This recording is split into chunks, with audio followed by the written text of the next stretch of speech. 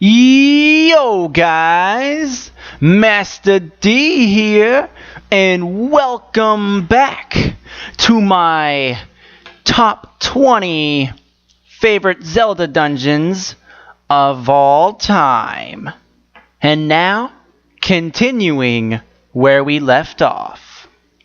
Enjoy. Number 15, we have the Fire Temple from Ocarina of Time. Now this dungeon, it had its ups and downs. I mean, those boulders, that fire maze with the keys in them, that was pretty annoying. And sometimes, well, it really depends. And sometimes that pathway, that narrow pathway where you're on a time limit and you have to get to that treasure chest to get the hammer before the flames go back up, can get annoying. It really depends.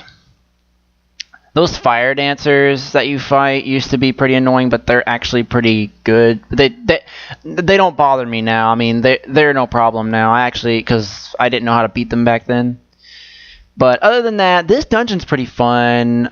I love the Megaton hammer. The red tunic looks pretty cool. And, well, like the Shadow Temple, I made jokes about it too. I mean, come on. It's basically a prison. You gotta break Gorons out of prison. So how can I not make prison related jokes? I mean, I can't resist. And top it all off, Volvagia was a good fight. I love Volvagia had looked really cool, and in the fight with Volvagia, the boss fight with Volvagia, the dragon, was actually pretty good. It was a pretty good boss fight. So yeah, the Fire Temple was a good dungeon. It just has its ups and downs. It's not a perfect dungeon, but it's still a pretty good dungeon. So yeah, that's about it for this. Number 14, we finally have our first out of 3 A Link Between Worlds dungeons. The Zelda game I just recently beat, as I said early on in the video. This dungeon is the Desert Palace. Now, the Desert Palace, what I like about the Desert Palace is how it stood out amongst all the Lorule dungeons.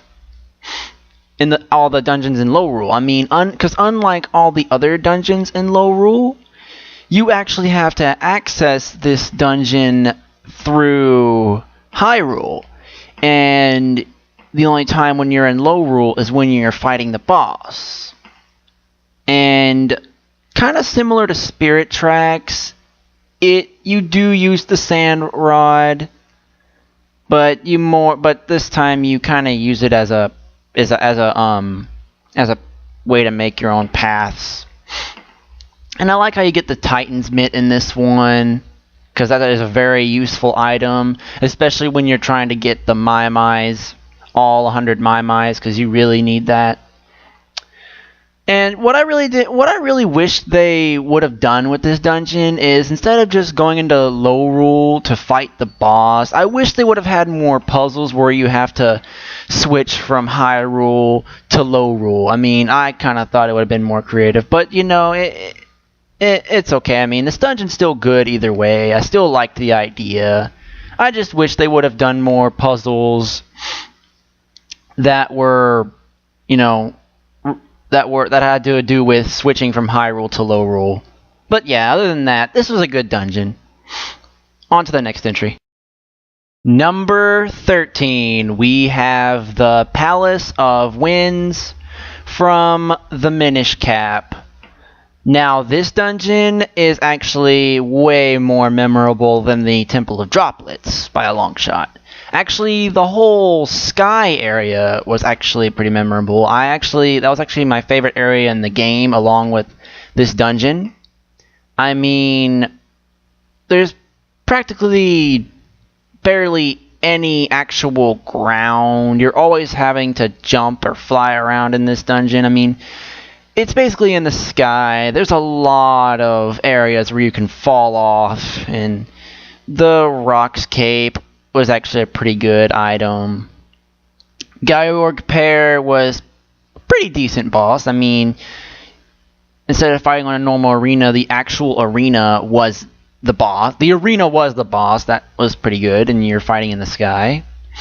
I don't know, I just like the atmosphere of this dungeon. It provides a good atmosphere. The whole music is good too, and I liked how once you get the boss key, ooh, plot twist, you're not even done with the dungeon yet. You're not even halfway done with the dungeon.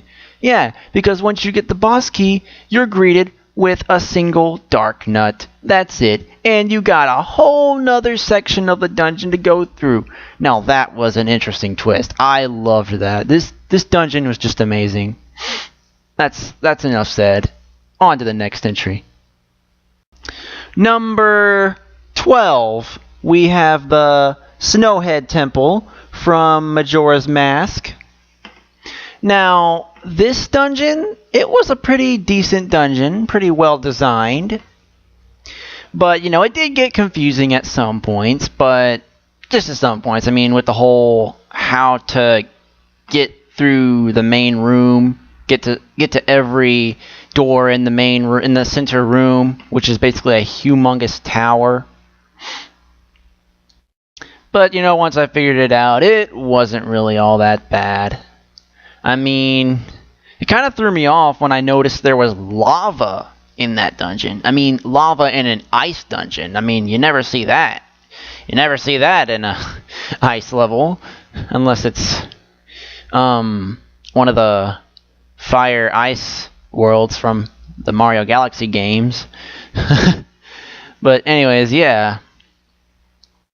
This dungeon was pretty well designed. I mean, I really enjoyed the fire arrows when I got them. I mean, I got access to a bunch of new areas, and I really enjoyed that. Goat was a pretty good boss. I mean, he was a pretty intense boss. Because you had to go really fast with the Goron roll and go, whee! Boom, run him over. Whee! Boom, run him over. Yeah. You can tell I had a lot of fun with that. But yeah, you know, to sum it all up, this dungeon was actually pretty well designed. It had some creative points, but it was pretty confusing at times, and the Wizrobe mini boss was pretty good, but I didn't like how they used him twice. So yeah, it's the only thing I didn't like about this dungeon. But yeah, other than that, this dungeon was pretty amazing. Enough said. Number 11, we have the Tower of the Gods from the Wind Waker. Now, I liked the whole concept of this dungeon. I mean, how this dungeon was supposed to be a test for the hero, the chosen hero, and how the dungeon plays, the gameplay of this dungeon was pretty good. I mean, I can't even tell what theme it's supposed to be. I mean, you only do water-related stuff at the beginning of the dungeon, which is not very often, but you do a lot of light-related puzzles. So, because it's a combination of water and light, I don't know.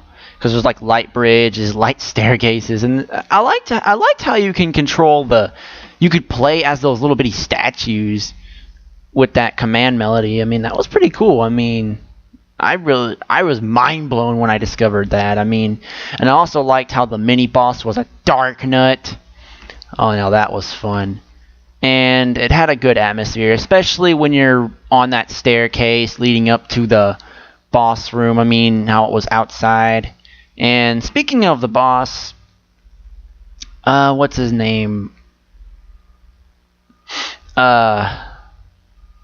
I can't pronounce his name. He's the boss of that dungeon was actually a pretty decent boss too. He was a pretty good boss as well. And yeah, that's pretty much it. That sums up the Tower of the Gods. I mean, I can't really point out anything bad about it besides, you know, some of the enemies, but you know, hey, that's about it. So yeah, That's it. Well, unfortunately, we're probably not going to be able to wrap up the rest of this list in this part either. So hopefully we can wrap it up in the third part. So thanks for watching this part, and well, see you guys in part 3.